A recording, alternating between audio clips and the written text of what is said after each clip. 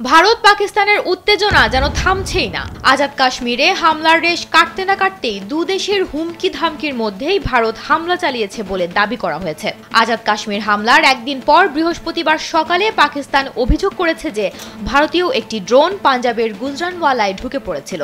জিও নিউজের খবর অনুযায়ী ড্রোনটি গুজরাটের ডিঙ্গা এলাকার একটি মাঠে পড়ে যায়। স্থানীয়রা বিস্ফোরণের শব্দ শুনেছিলেন এবং একটি ড্রোন ভূপাতিত করার জন্য পাকিস্তানের প্রতিরক্ষা ব্যবহার ক্ষেপণাস্ত্র ছোড়ার ভিডিও সামাজিক মাধ্যমে ছড়িয়ে পড়েছে। যদিও হতাহতের কোনো খবর নেই, তবে পাক সরকার বা মূলধারার সংবাদ মাধ্যম আনুষ্ঠানিকভাবে কিছু জানায়নি।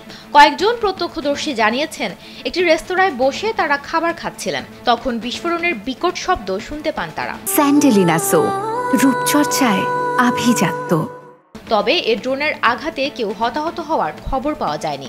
ওদিকে পাকিস্তানে ভারতের হামলাকে কাপুরুষোচিত উল্লেখ করে এর তীব্র নিন্দা জানিয়েছেন পাকিস্তানের প্রধানমন্ত্রী শাহবাজ শরীফ। তিনি বলেছেন, এই হামলার পরিপ্রেক্ষিতে ভারতেও হামলা করার অধিকার রয়েছে পাকিস্তানের।